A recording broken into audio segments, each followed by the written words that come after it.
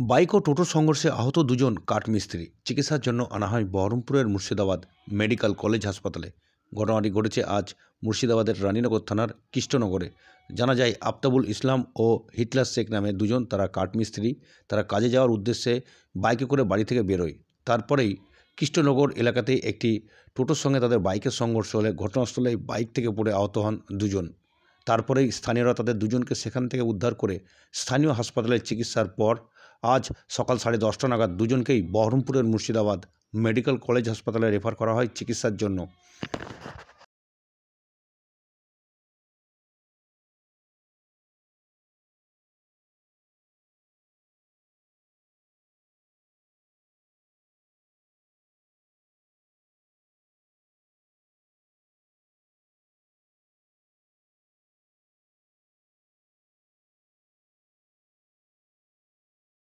ওরা কাঠ মেলে কাজে যাচ্ছিল ওই বাইকে দিয়ে বাইকে কাজে যাচ্ছে আর টুকটুকি বাইক দিয়ে দিয়েছে।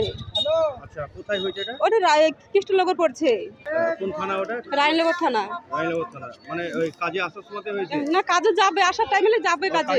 হ্যাঁ, কি কাজে, কি কাজ কাঠ মেলে কাজ করবে। কাঠ মিলে ওই কাজেই যাচ্ছে। হ্যাঁ, নইপুরে কাজে যাচ্ছিল।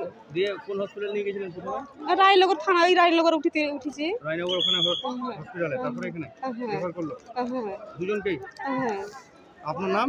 আমার নাম মার্জিনা বিবি।